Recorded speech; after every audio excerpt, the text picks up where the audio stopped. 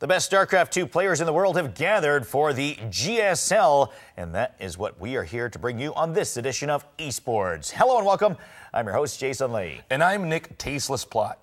Well, the GSL is the global StarCraft 2 league where we feature the top StarCraft players in the world divided into Code S, which is the top of the top. We have Code A as well as Code B, which are our feeder leagues up a ladder to get to the top league. And in our previous episode, we've been featuring Code S matchups, including an interesting game which featured Hydra up against Ensnare in a Terran versus Zerg matchup, Hydra coming out on top. Yeah, Hydra played brilliantly, to be frank. He didn't take the kind of risks that Ensnare took. He played his standard Hydra conservative game, and it managed to pay off with a victory. Well, we are going to feature another game in Group H of Code S. So these are the same two players that are continuing to play along with Hydra. In that, it is Liquid Jinro along with Czech Prime Wee. Let's talk a little bit about these two guys and their matchup here. Well, Czech Prime was a very talented Warcraft 3 player from Korea. He was a little bit overshadowed, actually, by players like Lin, by players like Moon, but he's still an extraordinarily strong player nonetheless. Jinro is actually one of our non-Korean players. He is from Sweden. He is a member of this team, Team Liquid. Definitely check out their site at teamliquid.net. He is actually named himself after a soju brand, but he's also a very formidable Terran player. All right, well, it is going to be a great matchup here once again on Jungle Basin for this Terran versus Zerg matchup. Let's go there now to check out the game. Our red Terran to start off the game in the upper left corner is Liquid Jinro. Liquid Jinro. As we have a look at him there. And as mentioned, he indeed is not Korean. Not many top StarCraft 2 players in the world that are not Korean, but he is certainly one of them. His opponent, Czech Prime Wee. Czech Prime Wee is our blue Zerg who is playing in the bottom right of the map to start off. And we take a look at some support fans as they're all here to check these guys out.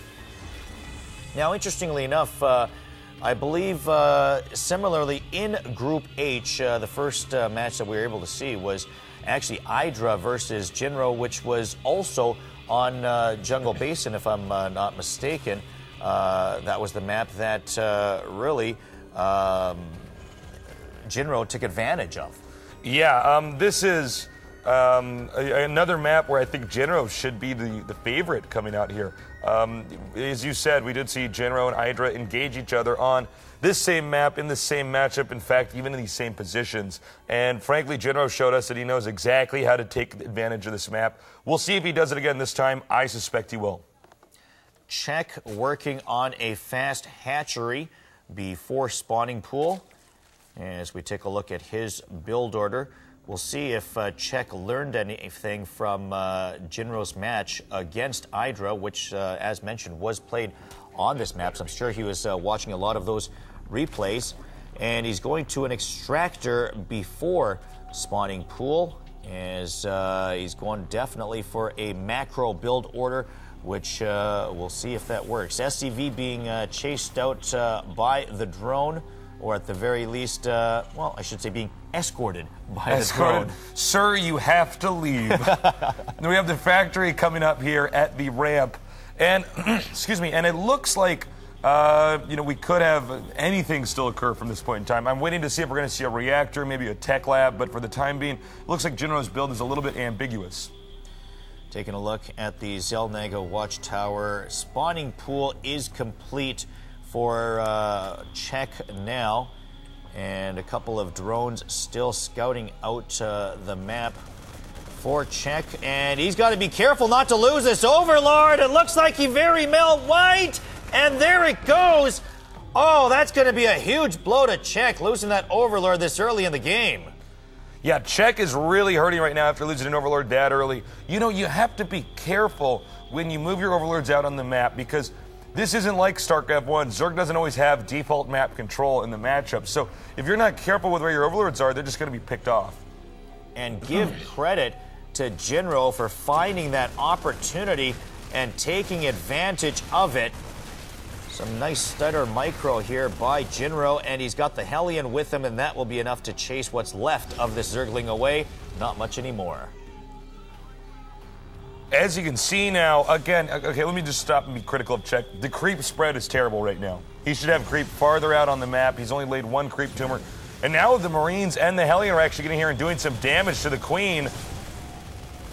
Queen taking a lot of damage. 4 Marines and the Hellion. Nothing else for defense. Perhaps the Zerglings should not have engaged. He's getting some help now from his second Queen and Zerglings. One Queen goes down, however, and it will be enough to get rid of the Marines, but the Hellion will get away pretty much unscathed. Note that General actually making the command center away from the view of the Overlord, so there's actually no way that Czech would suspect an expansion is actually up. He might even be assuming that General is going for a 1-base opener. Tech Lab added on to the starport. And it looks like... oh my god, they fit through. Zerglings getting into the main. And, wow, doing a good amount of damage here by Czech. Jinro's got to be very disappointed with that. By the way, Banshee on the way for Jinro. But the problem right now is these Zerglings inside of his main that he can't seem to get rid of. He is destroying too many SCVs, and I do not know if Jinro can recover from this. Look, Jinro had the map advantage, he had the positional advantage, but you need SCVs to utilize any of that, and right now he's losing way too many. Wow, and Czech with the speed Zergling upgrade, able to do a ton of damage here, setting Jinro back very clearly. You know, I bet he was pretty surprised actually when he saw these Zerglings slip in. I think both players were. And this is definitely something that Jinro had probably not factored into when he was going to do the strategy, is what if he slips in there and gets a lot of my workers. So we're going to have to see how good Jinro is at thinking on his feet from here on out, and hopefully this Banshee will allow him to recover. The Banshee can kill drones very quickly, but a few Queens can always drive out a Banshee. Czech also making spore crawlers at each of his hatcheries, so the Banshee cannot get behind the mineral patch, as he was able to see his build once he had those Zerglings inside of his base. Another way to be able to help himself out. And as you can see, the Banshee's now running out. It looks like its reign of terror will be over. Not really doing as much damage as I think General would have liked. And you know, the reason for that is that the Banshee had to be used to defend the Zerglings. And when he finally held up those Zerglings, there was more than enough time for him to get Spore Crawlers and extra Queens up. So a Spire now on the way for Czech, who is adding a hatchery inside of his main. He's looking to expand. It looks like we're going to hit a little bit of a lull here as both players are teching up rather than massing up and going. We'll see who is going to take advantage, or if either are going to expand or show any sort of aggression. But looks like we're going to probably be clear of any sort of action for the next minute or so. Yeah, that'll be a little bit of a calm before the next storm here, as Jinro is basically going to mass up. And look, if I was Jinro, all I do is wait for the Zerg to expand, and then right before that expansion finishes, I'd attack. Well, he hasn't expanded yet, as he's adding hatcheries inside of his main safely instead. Engineering Bay is there for Jinro. And now, well, Czech thinks about looking for a backdoor in. Jinro says no, as he has a supply depot there to spot that. Note that Czech's creep spread is still terrible. He just has no presence on the map, and that's going to be pretty bad, because when you engage a Terran player on a map like this, you want to have creep underneath him. Otherwise, the Terran has too much mobility. Baneling Nest completes, as does Aspire. And Banshee there to do some harassment here on the hatchery for Czech. We'll see if these Mutalisks get there in time. The Mutas are now flying out over here towards the Banshee. Marines coming over here to accompany it, and I think this hatchery will be canceled. And Jinro is doing everything right now. So Jinro, although perhaps a little bit behind after losing a lot of SCVs to a surprising skinny Zerglings that squeezed through the choke, finding his way back into the game. He's got a Thor out on the map as well now. We'll see how he employs that. Mutalisks looking to do some harassment for Czech as they go in from the bottom side, the south side of Jinro's base. Note, they decide to turn around.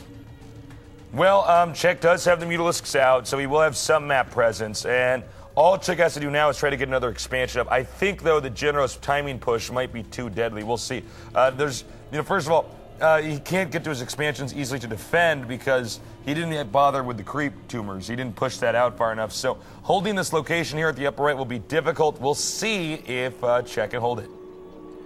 Jinro holding his Thor at the back entranceway. Surprise, surprise, as Czech takes a peek with the Mutalisks.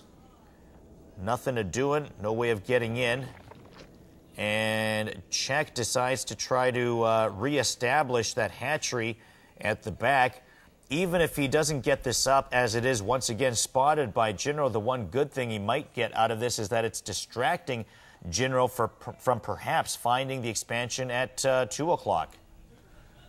The Banshee, I almost question even sitting a Banshee out on the map right now. I mean, there's so many Mutalisks out here, and Overlords could easily be in position. It just seems like somewhat of a risky move. Either Jinro knows something I don't, or this is definitely a blunder. The Thor not at that back entranceway anymore as the Mutalisks try to take out the destructible rocks there. The Thor finally comes over to chase them away. And it looks like the timing push may be coming up here. I would not be surprised if Jinro does expand into the center of the map as well. Now, he's scanning himself. He's looking for Baneling landmines. And I was going to ask if he knows about the expansion at 2 o'clock, and apparently he does, because that's where he's headed. He's also going after the expansion at 8 o'clock as well. So as Czech double expanded, Liquid is double attacking. Jinro now attacking the hatchery. It is getting pretty low, and the siege tanks, by the way, are in beautiful position here. The roaches are not even moving. I'm starting to think that maybe Czech is just going to go ahead and give up this base. Czech is saying, you can have my 2 o'clock as long as I get to keep my 8 o'clock. And there goes the hatchery as Roach and some Zerglings come shooting out. And the Mutalisks and the Roaches are gearing up here. If I were Czech, I would actually retreat and expand again. And this is so smart of Czech. He's going to load up Banelings into the Overlords, and as he attacks in, he's just going to drop the Banelings on top of the Terran's army. Now I'm starting to think maybe Czech might actually be able to win this. This is such a smart maneuver. Mutalisks trying to clean up the remainder of these Marines in the upper right. Jinro looking to push out, and we'll see what Czech decides to do. Is he going to engage, or is he going to counterattack? Here we go. Czech attacking.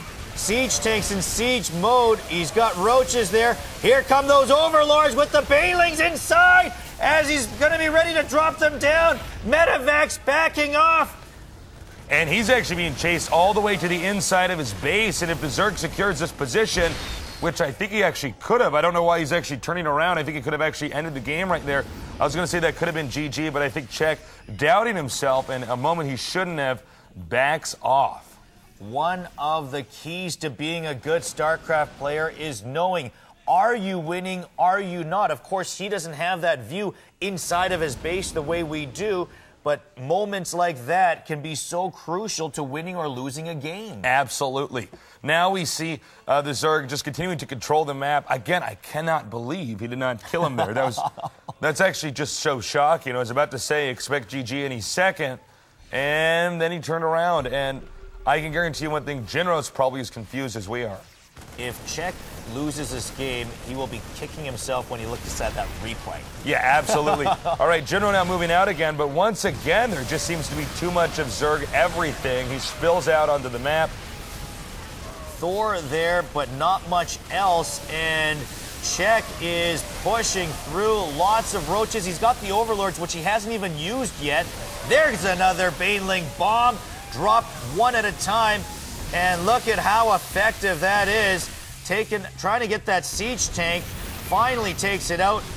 Can he get into the main now? That's the question. The Thor's chasing away the Overlords, and this time, Czech unable to get in when he wanted to.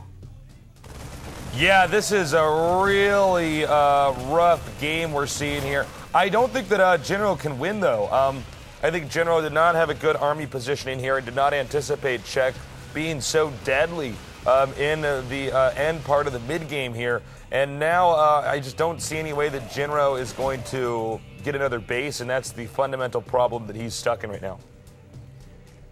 Czech looking good as he has expansions up, although Jinro on an attack as he drops into the main base of Czech. Queen is there. Queen was there as it's taken out. Second Queen is there to defend. Not much else. Now here come the Zerglings to wipe out this attack. And very clean, I might say. Czech, plenty of units all over the map. Liquid Jinro is stuck in his base. He cannot get out. He might be mined out soon. Now, if he can land this command center over here and turn it into a planetary, this game might turn around, but it's going to be tough. Czech did have a pretty sizable army. Note, though, he did spend almost all of his Banelings in that initial, or that previous attack, I should say. So we'll find out if he's got enough. Another expansion for Czech as he inches closer to Jinro's base. If Czech wants to win this, I think the only way that he's going to be able to pull it off is to attack as this planetary is making. So in other words, right now, I don't know if it'll work, but if Terran gets a planetary up in the middle of the map, it's almost impossible for Zerg to win the game. Here is the attack by Czech as there are siege tanks and the upgrade is not complete yet. Thor, everything moving in. Look at all these units. Look at those Banelings being dropped from the Overlords. Oh, look at all the destruction there by Czech. And nothing left of Jinro's base. Forced to go back into his main again. But is he going to be able to hold this off? Well, Czech is going to back off, but it looks more and more clear that Jinro is not going to have an economy of any sort. Jinro is basically being buried alive right now. I don't see any way, again, that he can get out on the map. He's stuck, and Zerg has already taken a center expansion. There's really only one other expansion that Zerg could take, which is the upper right one. And even by then, let's just say, hypothetically, Terran does get out and control that point on the map. Where does he go from there? It's going to be too difficult. And as you can see, Overlord's dropping creep everywhere here. So even if he drives this stuff out of here, there's going to be creep that he's going to have to wait to dissipate before he can even control this position. Lots of Overlords there to provide that creep. And lots of units here for Czech. Nothing too fancy. Sticking with the Roaches, the Zerglings, and the Banelings. And once again, Jinro's going to give it another try. And I'm guessing at this point, with his economy suffering so much, if he cannot establish this base, it may as well be GG. Yeah, I think you're right. It may very well just be the end. We'll see here. I do believe this will be the final battle, and I think it's fairly clear that Jinro will be going out of this match with a loss and Czech with a victory. Czech pushing in, and look at the number of units there for Czech compared to Jinro. There's GG. Czech Prime Wee, your winner. Group H, another Terran versus Zerg matchup, and previously, of course, we saw Jinro defeat Hydra on this map, but he's unable to beat Czech. What was his problem this time? You know, it's really hard to tell because it seemed like he was just macroing on a 2-base fine. He was doing everything right, and then when he moved out, everything was destroyed. My take on the situation is that he wasn't spending his money properly. I think he might have missed a few supply depots, and that ultimately put him in a position where he just was not able to really recover. Because other than that, there's really not a lot of explanations I can come up with. He should have at least had a pretty even exchange and not one where he got wiped out so fast. The expansion game where Czech tried to expand to 8 o'clock, he canceled it, and then he tried to expand to 2 o'clock, it was destroyed, and then he tried to expand to both at the same time. He lost one, but he kept the other, and from there it seemed that he got a bit of a macro edge that sort of edged him ahead. You know, it was interesting. He made a third hatchery in his main before expanding, so he definitely had the muscle on the map to engage whatever Terran army there may be out there. I thought still that Jinro was going to win, but then once that additional base came up for Czech, his economy got out of control. Czech's one of these guys that'll go up to 80 or even 100 drones. Some Zergs only get up to about 60. So basically, if you don't tamper with Czech enough and you don't try to slow him down, his economy is going to be too good. He's going to have too many units, and there's not a lot you can do to recover from a situation like that.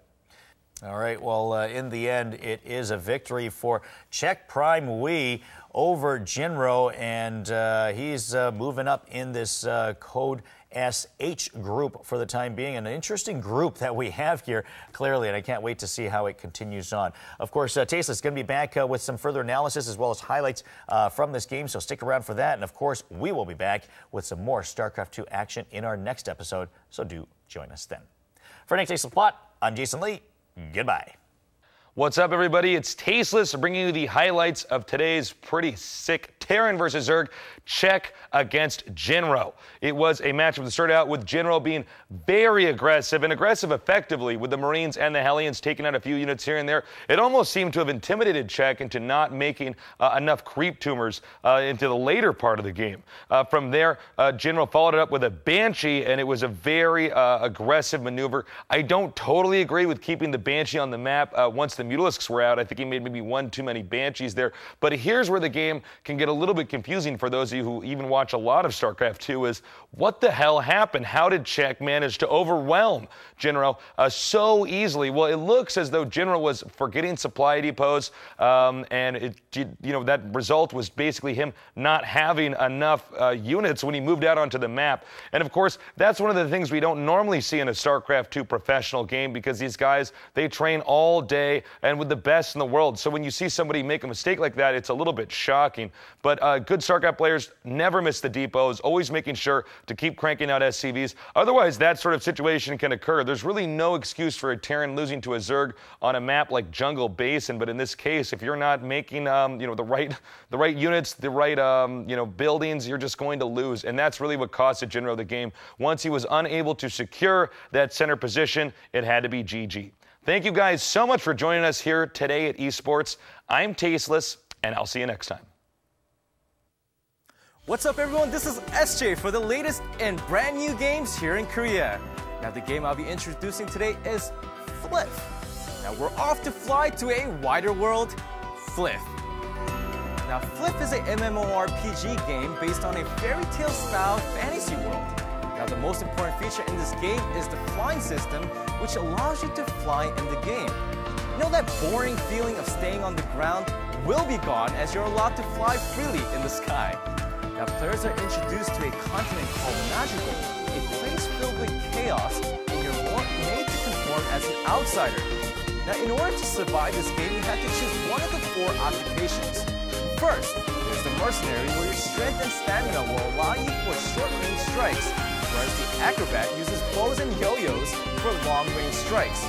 Now, there's also the assistant, who uses buffs throughout the game to work as a support character, and the magician, just like the name states, uses magic to damage the enemies. And if you can assemble a team with these 4, who should you be afraid of?